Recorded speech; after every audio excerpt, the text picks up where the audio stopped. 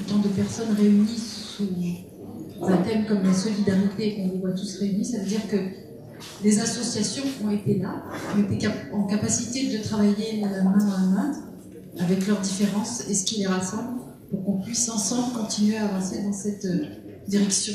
Voilà, pour plus de solidarité. Merci à tous d'être là. Alors, lorsque j'interviens avec Damien Carême à l'issue de projection, ou même sans Damien, une question qui est récurrente, les personnes me demandent, mais pourquoi vous avez eu envie d'aller faire ce film à Grande-Synthe? Comment ça vous est venu? Je vais vous raconter la petite histoire, comment ça s'est passé dans mon esprit, dans ma tête. Je suis allée présenter un autre film que j'avais produit, pas réalisé mais produit, sur la transition énergétique, parce que je suis très impliquée sur tout ce qui est problématique écologique. Et je suis arrivée à la gare de Dunkerque en voulant me rendre à Grande-Synthe. Et lorsque je suis arrivée à la gare de Dunkerque, je pensais voir la mer, mais pas du tout. J'ai d'abord vu effectivement toute cette présence d'usines absolument incroyable et très impactante sur le plan environnemental. Et puis, je me suis ensuite dirigée vers la salle de cinéma. Et là, ce que j'ai ressenti, c'est l'esprit Grande-Synthe, je dirais. C'est cet esprit de solidarité. Mais je ne le savais pas au départ. Non, non. Non, non, non. C'est cet esprit de solidarité que j'ai ressenti dans la salle, mais cette curiosité aussi qui était intrinsèquement liée à tous les spectateurs qui étaient vraiment présents dans cette salle. Et donc, je suis repartie chez moi, mais à l'époque, il n'y avait pas trop la présence des réfugiés n'était pas si présente sur le terrain à Grande-Synthe. L'hiver arrivant en fin 2015, début 2016, nous a apporté effectivement ce que vous avez vu, pour ceux qui ont vu le film, voilà, cet afflux de personnes présentes sur le territoire. Damien vous le redira peut-être, mais on est passé de 25 à 2500. Voilà. Donc c'est quand même voilà, une croissance inouïe, inimaginable, et pour une ville, comment faire pour voilà, recevoir dignement ces personnes. Et donc j'ai ressenti à ce moment-là, j'ai vu que il y avait quelque chose qui se jouait sur ce territoire. Je n'étais pas du tout en capacité de l'analyser. Et aujourd'hui seulement, avec le temps, après avoir filmé Grande-Synthe et puis l'avoir partagé avec un certain nombre de spectateurs, j'arrive à saisir que c'est vraiment le travail à long terme de plusieurs générations, de 2 générations, alors en l'occurrence du père de Damien Carême et de Damien Carême, mais aussi de toute une ville. Et c'est ce travail-là qui fait que, effectivement, la solidarité existe, l'accueil existe, la bienveillance existe, parce que c'est un travail d'éducation, c'est un travail en tous les cas, de prise de conscience, d'apporter aux gens de la culture pour être en capacité de leur donner la possibilité d'être solidaires. Donc voilà, c'est pour ça que j'ai décidé de faire ce film, et je passe.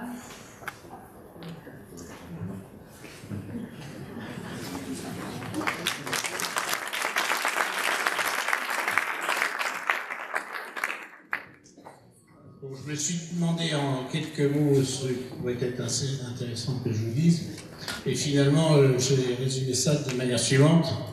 Ayant suivi ces questions d'asile sur presque 40 ans, je me suis dit que ça valait peut-être le coup de vous dire simplement ce qui avait pu changer entre le début et la fin. Et simplement pour qu'on puisse se rendre compte que les problèmes qui sont aujourd'hui sont à bien situer, à bien les situer.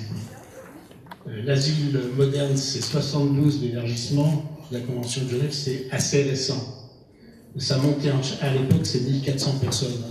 Le premier impact, c'est le Chili. Et le Chili et les Potes People tout de suite après. Dans les années 80, ça monte, tenez-vous bien, jusqu'à à peu près les chiffres que nous avons eus cette année.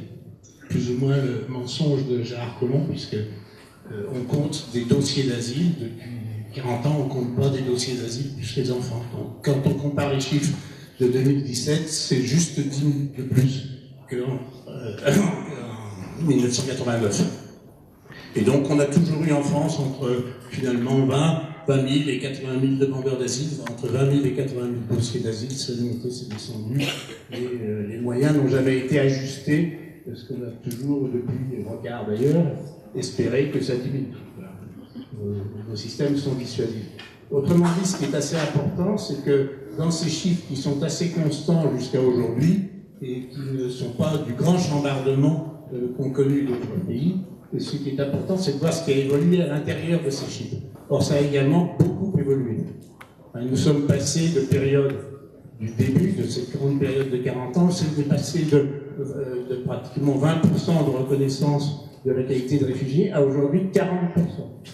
Nous étions au début des années 2000 autour de 3 4 000 cartes. Je me rappelle, je faisais des éditoriaux pour dire que ça serait bien qu'on ait 10 000 cartes. En dessous, on n'est pas crédible. Mais aujourd'hui, on est à 40 000 cartes, 36 000 cartes.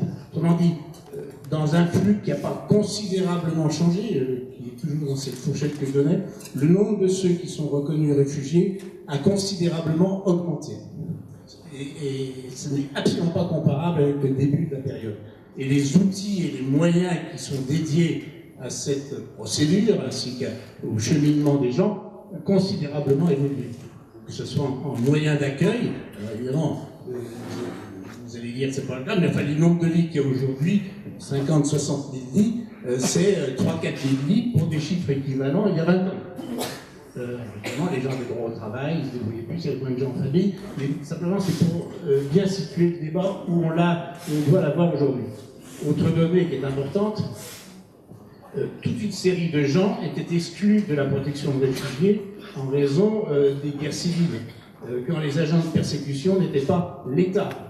Et ça, c'est bizarrement une loi de 2004 de Sarkozy qui a ouvert, qui a permis de multiplier en 2004 le nombre de gens protégés parce qu'on n'était plus obligé d'être persécuté par l'État, mais par des agents civils. Autrement dit, il y a eu, sous l'effet, sous la pression de la Convention européenne de sauvegarde des droits de l'homme, un énorme élargissement des occasions d'être protégés. Marie-Noël pourra peut-être... Alors, je vois ça aussi parce que je suis juge à la Cour nationale de droit d'asile, donc je vois comment les choses se sont évoluées ces dernières années. Alors aujourd'hui, au fond, finalement, ayant situé ça qui est plutôt positif, ce qui veut c'est le côté relativement positif, il faut voir la situation très dégradée dans laquelle on est aujourd'hui, un dégradé ressenti qui est extrêmement fort.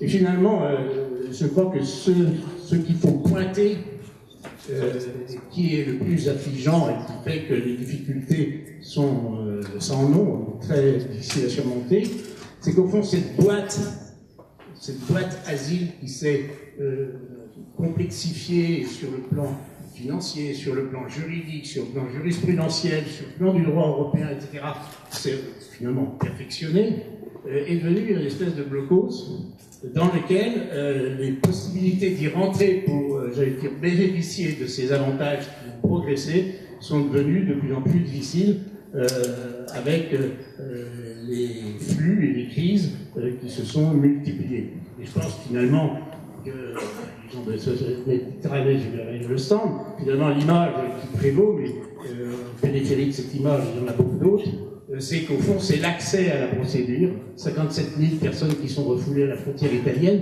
c'est incroyable, c'est inimaginable. C'est-à-dire qu'ils ne peuvent pas rentrer dans la boîte. Ceux qui se noient dans la Méditerranée, ils ne peuvent pas rentrer dans la boîte qui s'est perfectionnée, qui n'est pas parfaite, attention, mais simplement c'est pour situer les difficultés. Et les éléments de renvoi, la Convention de Dublin, fait que les gens n'ont pas dans la boîte, ils rentrent très tardivement, très difficilement, etc. Et que collatéralement, à des protections supplémentaires qui ont été accordées pour ceux qui sont par exemple victimes de la guerre, ce sont des protections qui n'existent que pratiquement depuis 2004, et ceux-là ont des effets induits, en particulier sur les flux qui traversent la Libye, qui arrivent jusque chez nous, et qui font aussi que d'autres dossiers s'ouvrent, comme les mineurs non accompagnés, etc., qui, eux, ne sont pas exactement dans la boîte, mais seraient à mettre dans une boîte à côté, l'aide sociale en France, etc., qui ne marche pas non plus. Donc, ce qui est très compliqué, à mon sens, dans la crise actuelle, c'est de voir, il ne faut pas qu'on jette l'eau du bain avec le bébé ou le bébé avec l'eau du bain, il faut voir ce qui a été gagné, et il faut voir aussi ce en quoi aujourd'hui le système est bloqué, et est bloqué dans des conditions qui peuvent avoir pour effet de détériorer la machine, parce que si on demandait l'avis à l'ensemble de nos gouvernements européens aujourd'hui, ils diraient cette machine est trop perfectionnée, donc faisons tout pour les empêcher de rentrer dans cette machine qui a bénéficié quand même de grosses perfections.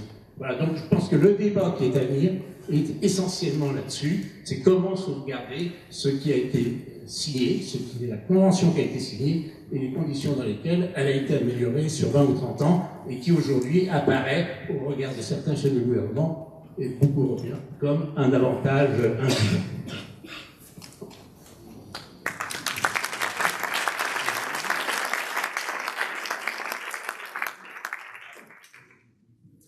Bonsoir et merci de votre invitation, merci aux écoles de l'organisation de ce festival annuel et puis merci d'être aussi nombreux, d'avoir été aussi nombreux aux projections et d'être aussi nombreux à ce débat.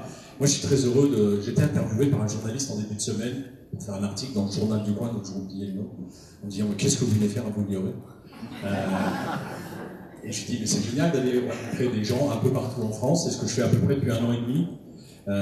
Beaucoup sur l'accueil de ce que j'appelle moi les chercheurs de refuge à un moment donné, parce qu'ils sont, et puis depuis quelques temps avec Béatrice, j'essaye aussi de venir comme ça après les projections pour rencontrer, discuter avec les gens qui ont assisté au film.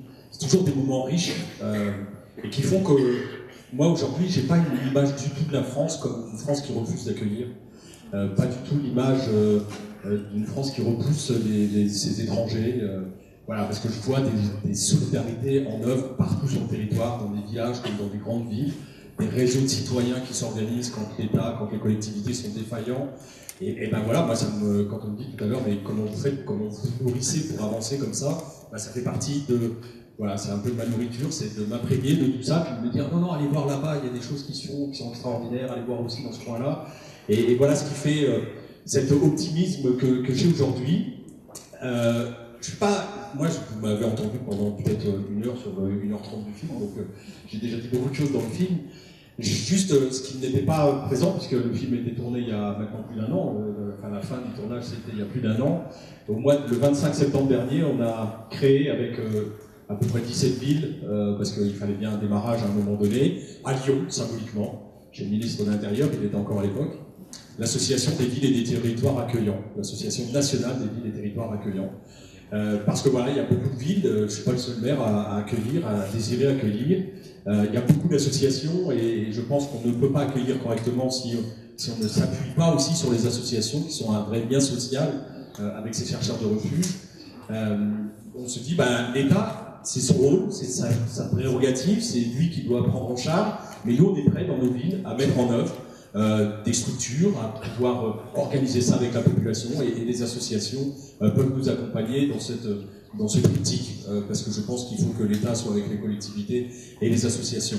On était 17 fin septembre, on est plus de 50 aujourd'hui, on représente à peu près 2 millions d'habitants il y a quelques jours, et j'ai beaucoup d'élus qui souhaitent me rencontrer pour pouvoir faire partie de cette association, et on ne rentre pas dans cette association comme ça, on signe une charte, on prend des engagements. Moi, je le souhaite comme ça. Alors, j'ai pris en référence quelque chose qui m'est arrivé dans ma ville. J'ai dénommé une place Abbé Pierre dans ma ville. On a 64% de logements sociaux. L'Abbé Pierre est venu il y a quelques années nous rendre visite à Grande-Sainte. On a une communauté Emmaüs sur notre territoire. Et voilà, moi, je me disais que c'était important d'avoir une place dédiée à l'Abbé Pierre pour tout ce que ça signifie derrière. Et quand vous voulez utiliser le nom de l'Abbé Pierre, son nom est protégé et c'est la Fondation Abbé Pierre qui le gère. Et elle fait une enquête sociale sur votre ville, cette fondation, pour savoir si socialement vous avez des bonnes politiques mises en œuvre. Et donc vous signez une convention. Et le jour où vous n'appliquez plus cette politique sociale, ils vous retirent le droit d'utiliser le nom Abbé Pierre. Voilà, c'est ce qu'on va faire dans cette association. Les élus vont prendre des engagements. Et s'ils ne les respectent pas, on leur dira non, vous êtes exclus de cette association. Parce que c'est pas un truc qu'on signe au bas d'un papier, un engagement qu'on signe, mais c'est des actes, c'est des choses qu'on met en œuvre. Moi, c'est un peu... mon slogan en politique, c'est montrer l'exemple n'est pas le meilleur moyen de convaincre, c'est le seul. C'est une phrase de Gandhi. Et voilà, il faut qu'on fasse, il faut qu'on mette en œuvre pour montrer que ça marche et que derrière, voilà, on peut multiplier, on peut en faire partout ailleurs. Donc voilà, cette association, elle prend son essor. Il y a aujourd'hui 3 régions qui veulent y rentrer aussi. Il y a des départements de Seine-Saint-Denis et Seine-et-Marne qui veulent venir, et c'est important parce que l'accueil des mineurs isolés dépend des départements. Et Dieu sait qu'aujourd'hui, beaucoup de départements sont défaillants sur la prise en charge de ces mineurs isolés, mais ils sont défaillants pour différentes raisons, pour des raisons peut-être politiques, mais aussi pour des raisons financières, parce que l'État ne finance pas assez l'aide sociale à l'enfance dans ces départements-là. Donc il faut qu'on organise et qu'on mette la pression sur nos dirigeants, j'allais dire, pour changer les choses et pour faire en sorte que cet accueil, et dans cette association, on a voulu aussi que l'accueil soit inconditionnel. Parce qu'on ne veut pas opposer les pauvretés. Moi, souvent, ce que j'entendais, c'est vous faites pour les migrants, mais pas pour nos SDF. Et ça, je ne veux plus l'entendre. Moi, dans ma ville, personne ne dort dehors. Qu'on soit de passage ou qu'on soit résident dans ma ville, personne ne dort dehors. Et ça, c'est une politique qu'on doit mettre en œuvre en France. Donc, l'accueil inconditionnel est important. On ne doit plus voir de gens dormir dans la rue. On ne doit plus avoir, à un moment donné, pour un accident de la vie, pour un problème de couple, comme on en a souvent, nous, les mères, il y a la femme qui se fait foutre dehors de chez elle par son mari. Elle se retrouve comme ça, et des fois, elle dort à la rue. Et ça, c'est pas normal. Il faut qu'on ait une prise en charge immédiate de ces personnes pour qu'elles puissent dormir dans un lieu sûr. Et puis voilà, on a tenu à ce que ça soit un accueil inconditionnel, parce que ça s'adressera à toutes les personnes finalement qui n'ont pas de toit sur leur tête à un moment donné. Voilà, je vais amorcer juste le début de discussion comme ça. En tout cas, moi, je serai heureux de répondre à vos questions, parce que je suis sûr qu'elles n'en manqueront pas. Merci à vous.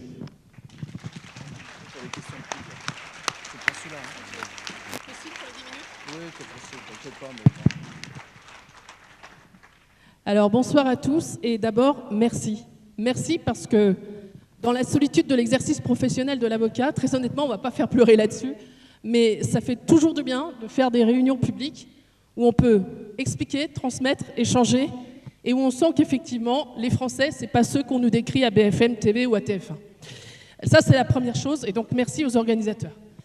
Deuxième point que je voulais dire, parce que tant qu'à faire, moi je profite à chaque fois maintenant, dans les réunions publiques, avec 10 personnes dans la salle ou avec 200, de donner des informations pour que les gens qui sont responsables parce qu'ils accueillent chez eux, parce qu'ils font des tas de choses, et tout à l'heure j'ai vu tous les stands, franchement, si l'Ouest lyonnais pouvait diffuser dans tout l'Est lyonnais et dans tout le reste de la région et partout, ça serait pas mal.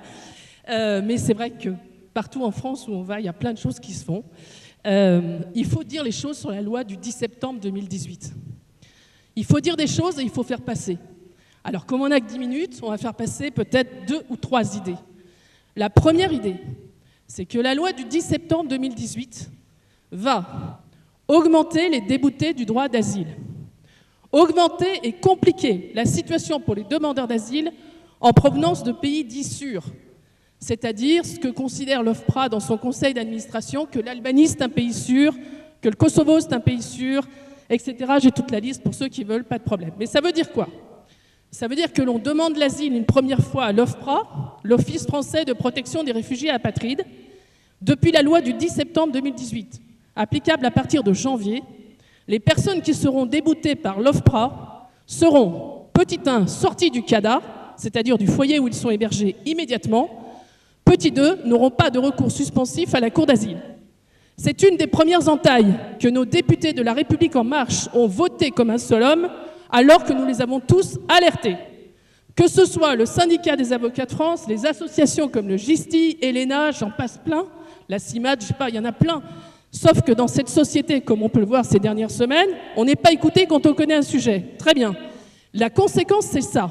C'est que les personnes vont être à la rue, t'en voulais pas dans ta ville, mais on va en avoir partout, parce qu'ils seront déboutés, à la rue, sans recours suspensif. Cette loi du 10 septembre 2018, Elle a un titre bien publicité mensongère puisqu'elle s'applique, elle s'annomme, je cite, « Pour une immigration maîtrisée », ils veulent toujours maîtriser l'immigration, ils n'ont pas compris, mais « Pour une immigration maîtrisée, un droit d'asile effectif et une intégration réussie ». C'est exactement tout l'inverse qui va se passer. Parce que les personnes qui seront à la rue, elles vont devoir faire tout en un. Je m'explique. En 15 jours, déposer un dossier d'aide judiciaire à la cour d'asile. OK. En 30 jours, faire un recours motivé contre la décision de la cour d'asile. Mais comme ce recours ne sera pas suspensif pour 40% des demandeurs d'asile à partir de janvier, il faudra faire aussi un autre recours au tribunal administratif pour demander la suspension de la décision de renvoi dans le pays avant la saisine de la cour d'asile. C'est ce que nos députés et notre ministre de l'Intérieur ont qualifié de loi simplificatrice. D'accord? Voilà le premier mensonge, voilà la première idée à retenir. Ils nous la compliquent, ils en rajoutent, ils vont multiplier les déboutés d'asile à la rue, que tous les gens de bonne volonté, bien sûr, vont continuer à recueillir, mais encore plus tôt, vous n'aurez même pas à attendre la cour d'asile pour les héberger, mais dès l'OFPRA et dès le refus de l'OFPRA. Première idée à retenir de cette loi du 10 septembre. Deuxième idée sur la loi du 10 septembre. Il faut savoir les choses, parce que ça n'a été dit nulle part, en tout cas pas dans les réseaux spécialisés bien sûr, mais nulle part dans les médias, sur la loi asile. La Cour nationale du droit d'asile est la plus grande juridiction de France. Elle prend 57 000 recours par an, 57 000 décisions. C'est une cour qui est située à Montreuil et qui comprend plus de 115 sous-sections. Il y a de tout. Dans les présidents, dans les assesseurs, il y a de tout. On a même des racistes, Dixit, vous l'avez vu peut-être, le canard enchaîné de mercredi, Lyon s'est encore fait remarquer. On a un juge qui était petit 1 raciste, petit 2 qui tweetait sous un faux nom, bien sûr, et qui siégeait aussi à la cour d'asile, et qui se permettait d'indiquer, je cite, que les étrangers qui recevaient les OQTF, avec moi, ça dégage FISA. Je peux dire aussi qu'il y a d'autres mots, mais j'arrive pas à tout lire, mais c'est tellement monstrueux. Je vous recommande la lecture du Canard de mercredi. Les sanctions sont tombées, heureusement, dès que ça sort dans le Canard, ça peut tomber. Ça tombe pas tout le temps, mais ça tombe. Le magistrat en question, M. Sauvanet, qui exerçait à Lyon jusqu'à ces derniers jours, encore Lyon, sur ces questions de racisme, eh bien, ce magistrat a été convoqué par la cour d'asile, la présidente, le 3 décembre. Il a été révoqué, très bien. À Lyon, ça a mis un petit peu plus de temps, mais c'est sorti. Depuis 48 heures, il n'est plus magistrat au tribunal administratif et on ne l'aura plus dans les obligations de quitter le territoire. C'est un petit combat de quelques avocats, je vous promets, notamment parisiens qui sont bien meilleurs que moi sur les réseaux sociaux pour repérer qui écrit quoi. Et c'est heureusement... on continue à suivre quelques juges qui sont plus proches du Front National que juges. Et on peut vous donner les noms à la sortie si vous le souhaitez. Non, j'espère pas. On préviendra. On vous tiendra au courant de la suite. La deuxième chose à savoir et à dire, c'est que cette cour d'asile, qui s'enorgueille d'être la plus grande juridiction de France, qui est présidée par des conseillers d'État du plus haut niveau, des conseillers à la Cour des comptes, etc., prend quand même, retenez-vous bien, 30% d'ordonnances de rejet. Je le dis partout, parce qu'il faut savoir que sur 57 000 décisions en 2017, 30% de ces décisions sont rendues sans que l'on convoque les personnes. On estime que leurs recours ne sont pas assez suffisamment motivés.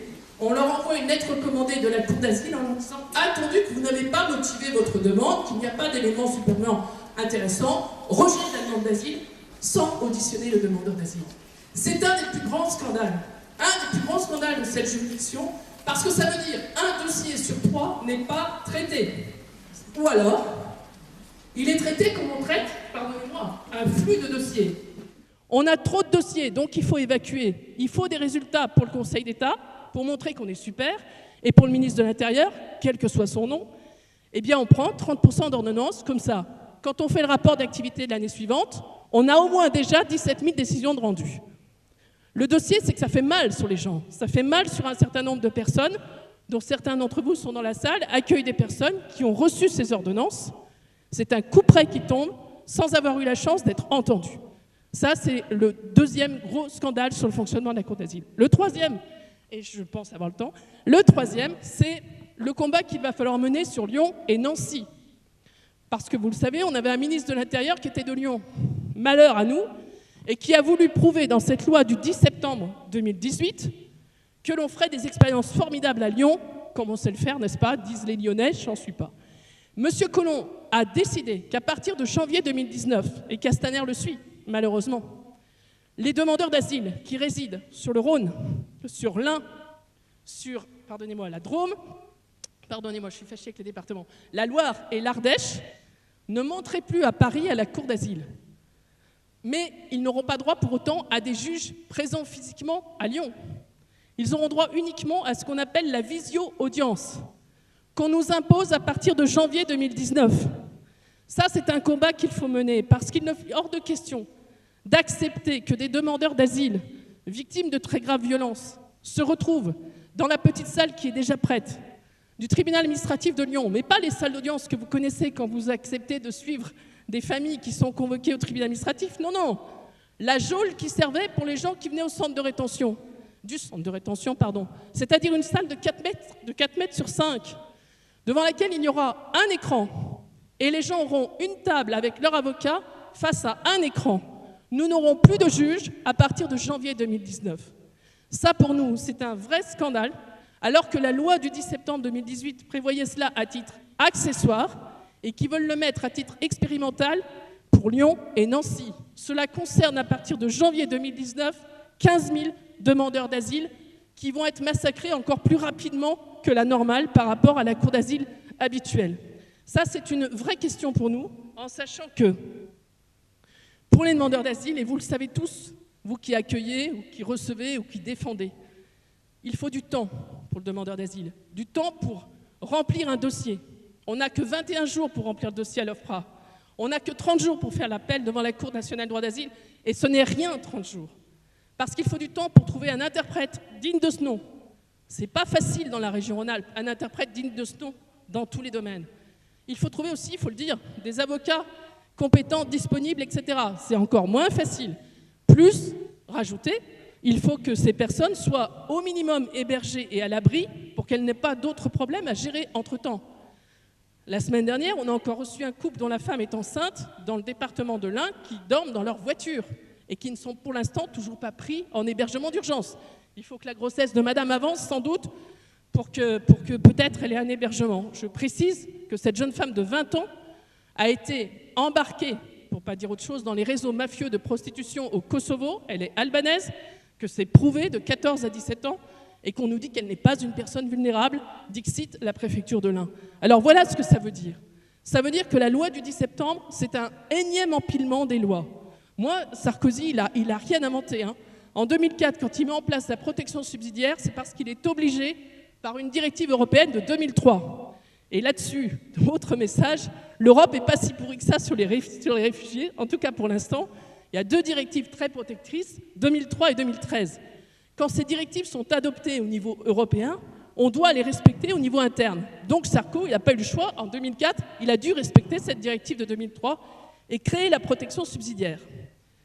Là, aujourd'hui, on est dans une situation où le gouvernement français, Collomb et toute son équipe de communication, mais Castaner pour l'instant c'est pareil, disent qu'il faut traiter rapidement de la demande d'asile, mais rapidement, est-ce que ça veut dire massacrer les personnes, les débouter, ne pas les renvoyer parce qu'on sait que pertinemment, on ne renvoie quasiment pas les personnes déboutées d'asile, on les laisse dans la galère les plus totales pendant des années, jusqu'à ce qu'un jour, un préfet décide de régulariser parce qu'après, si on a un comité de soutien ou parce qu'au bout de 8 ans de galère, on va lui donner finalement un titre de séjour.